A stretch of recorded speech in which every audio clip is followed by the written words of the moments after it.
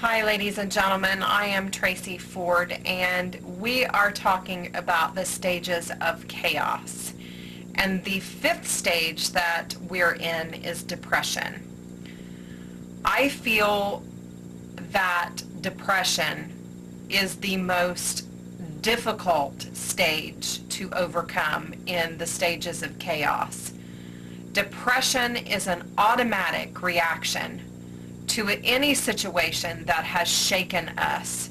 It is common. Not all depression results in major depressive disorder or a clinical diagnosis that leads to treatment. Sometimes it is severe defeat and sadness overtaking us for a period of time.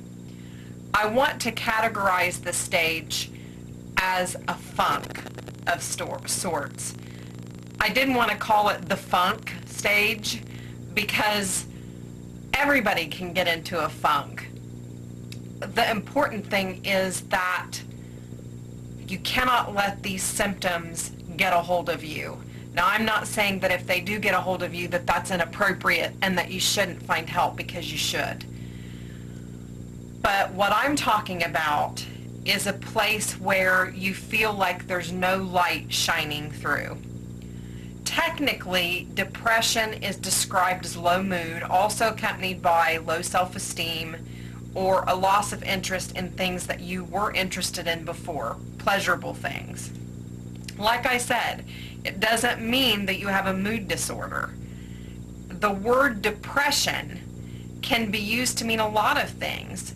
It is when the depression impacts your family, your work, your sleeping habits, your eating habits, your everyday life, and your overall health. That is when you need to seek professional help. So I don't want to confuse what I'm saying with depressive disorder, or that I'm advocating for you not to get help. If you feel like you are someplace that is dark and you need to get help, get help. The depression that I'm talking about is brought on by sudden changes in your life events. For example, as I've repeatedly said throughout this series, the loss of a loved one. It is quite normal to feel that loss and express a great deal of sadness. It is also okay to lose interest in things during that period of time. The grief cycle says that it lasts 6 months to a year and that you should not be making major decisions within the first 6 months of a great loss. That is a normal reaction to such an event as to be sad, to cry, to miss that person. That is very normal. My testimony for this stage is pretty simple. When a person defines themselves by what they do, in other words, they define themselves by their work, by their job, by their education, and suddenly that situation changes, there's going to be a significant sense of loss psychologically, bringing on depressive tendencies. I will admit to you, I've cried more in the last 2 months than I've cried in the last 2 years, which is pretty scary to me. It shows me how emotionally hollowed out I was in the last 2 to 5 to 8 years. It's important to remember that while you're wading through this stage, that you don't lose sight of hope, because that is when you can see the symptoms manifest in the most permanent manner. So if you get to the point where you're just crying all the time and you've lost complete interest in the things going on around you, you need to seek out professional assistance. But I will tell you, this by far, the stage of depression, is one of the hardest stages to make it through. You're going to feel down on yourself, lonely, and even hopeless at times. When you lay to rest someone you love, you are going to feel like a part of you is being buried too. When we are in an accident and we are not able to do things that we used to do, we are going to be saddened by the sudden change we've been forced to deal with. Beating yourself up in any traumatic situation is normal, but it's not healthy. At some point, you've got to pull yourself up and begin again. This is the hardest thing to do, especially in this stage, because this is the turning point stage, is what I would call it. This is where it's either going to make you or break you, this stage right here. When the fog clears, you're going to be able to see what you're supposed to do. At least that's what happened to me. I defined myself by my work and my education for over 8 years. And while those things are and were important to me, that is not what I should have been doing. That is what caused the greater sense of loss when things didn't stay stable. By defining myself under those terms, I boxed myself in. Truth be told, I've been depressed for the last 8.5 years. The profession I was in was excruciating, it was political, and it was soul-eating. It's only now, as chaotic as the situation appears, that I actually feel like I can breathe. That there's a possibility of life again. Believe me, I didn't feel that way in April. I didn't feel that way when I wasn't able to rely on the career that I had invested in. I felt lost and confused and worthless. And that's exactly how I was supposed to feel. I also felt like I had wasted so much. I have a master's degree that I sought deliberately for the career that I was in. When that career ended, I saw a waste of time, a waste of money, a waste of investment, time gone that I couldn't get back. And that led me to depression and sadness. And it's hard for me to describe that. The point that I'm trying to make, though, is that after I was able to start gathering my thoughts and stop crying, I could see what it was I was supposed to be doing, and I could see what it was that I did wrong. That, even though it was the door slamming in my face, it didn't mean that I couldn't bring something positive from the situation. Whenever you feel like your world is crashing down around your ears, find someone that can help you, or people that can help you. I'm not saying you have to go to a counselor, but I am saying that you need to steer clear of the naysayers, the negative readers, and the judges. The people that are going to judge you, the people that are going to constantly browbeat you. Get away from them. Don't let others dictate how you will complete the stage of depression. Don't let the opinion of others tell you how long you're supposed to feel the pain in this stage. And most of all, don't let others make vital decisions for your life while you're in this stage. This stage, as I said, is the turning point stage. Give yourself time to come out of this before you change anything else. Likely you've had enough change, which has brought you here. So let yourself cry. Let yourself feel the pain. Let yourself feel the hurt. But then move out of it. And I'm not saying you have to move out of it quickly, because that's sometimes not possible, because you'll keep getting hit. When you're in this stage, if you're already in a chaotic situation, it's likely that there's more chaos that's coming out of it. So you're going to constantly be in battle, so to speak. I will also say to you that when you start steering through these life events, that you that have brought you right where you are in this stage, you will see who your true friends are. The ones that call you every day, or text you, or message you, or send you a card. You're going to find out that some people weren't in it for the long haul. And that's okay. Sometimes people are brought together by circumstances. And I'm not saying that is a loss. Sometimes they're brought into our lives at certain junctures of our life for a greater purpose. But it doesn't mean that they're going to stick around when the rubber meets the road. When they don't, it adds to your depression. Those people that you thought, my God, they're going to stick with me, and they don't, that's going to add to the chaos that you already feel. So focus on the friends and the family that are coming through for you, that are positively pushing you in directions that you can't even see that you're going, but those people are positively influencing your life. Zone in on those positives, because there's likely enough negative around you already. You don't need any more. Weed out the negative. Get away from it.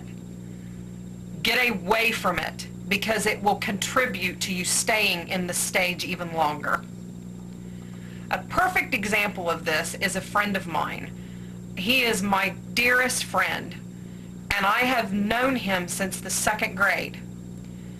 I have talked with him more in the last 2 months than I have in the last 5 years. We lost touch, but we always find our way back to one another.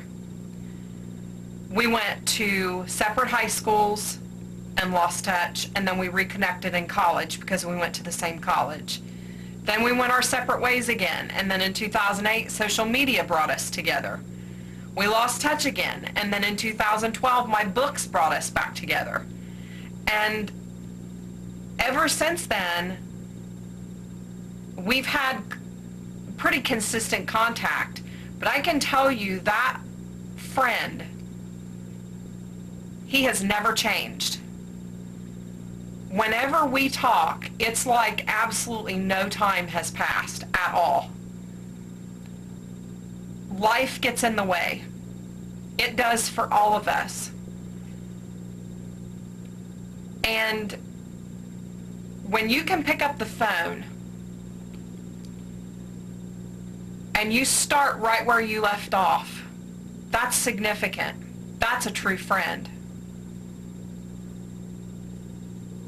And that is the sign of a true, lifelong, go-to-your-grave friendship. And during the stage of depression, you need that lifelong friend. These temporary people are wonderful, but you need to be able to lean on people that are going to be there the day they shut the lid on you. This stage will also likely lead you to people that can help you and give you encouragement. They may be new faces in your life. Again, they're being brought to you for a greater purpose. They may come and go out of your life. That doesn't mean that's bad. In saying that, I will also say, again, weed out the people that aren't going to fuel the positive flames. Get them out of your life. And I'm not saying you have to disown anybody or you don't have to talk to anybody. Sometimes all it takes is seeing it for what it is, or seeing that person for what they are or what they contribute or don't contribute, and keeping that in mind. Doesn't mean you have to alienate yourself. It just means you have to be mindful of those that are around you and those that contribute to your positive way of thinking and those who can present obstacles to you.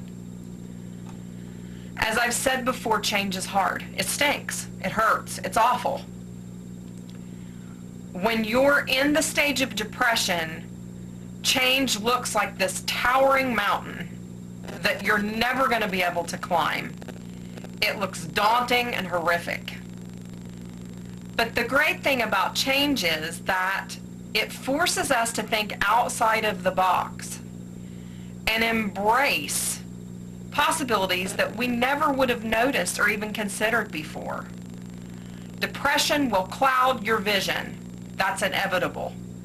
It's going to put blinders on you for a while. But if we stay focused, and we will get through it. Embracing the change may be the key to moving through the stage a little more effectively. Again, focusing on the positives. This door shut. What other doors are open?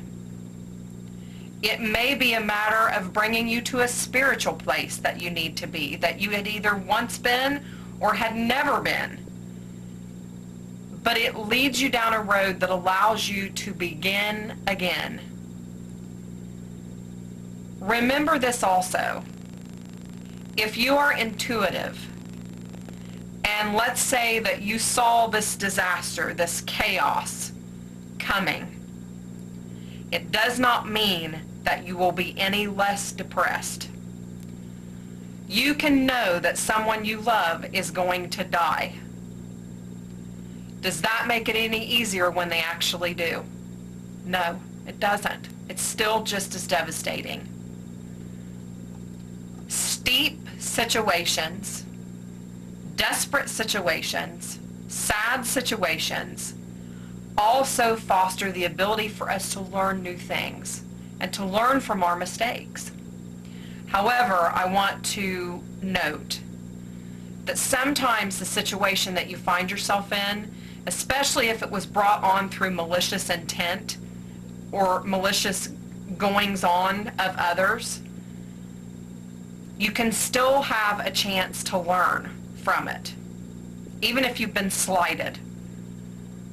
Trying not to be angry at the person or persons or the situation is doubly hard, especially when you are in the throes of depression.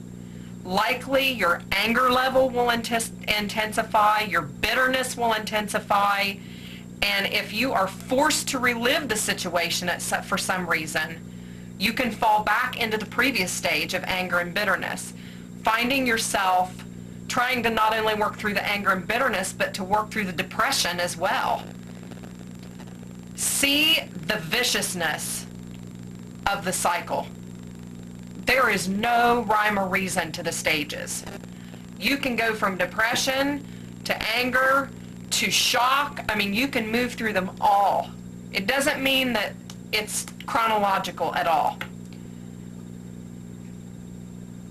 Remember, the emotions you're feeling are normal. That should give you some comfort to know that there's some normalcy coming out of it. There's also nothing wrong with wanting to see justice done for a wrong that was done to you. Now, I'm not saying that you need to have vengeance on that person or those people, but it is totally human to want someone to have to explain their actions when you feel that you were wronged, and as a result, chaos came to you. It doesn't have to be a perceived wrong at all, which is something we talked about last time with the anger stage. It can be a fact that you were hurt for no good reason, which again fosters anger and depression. A breakup. Oh, a breakup. A romantic breakup. You want to talk about something that can lead you into chaos. Once you move out of those stages, it doesn't mean that your thirst for justice will be quenched, but you will be able to think more clearly and prepare for whatever lay ahead.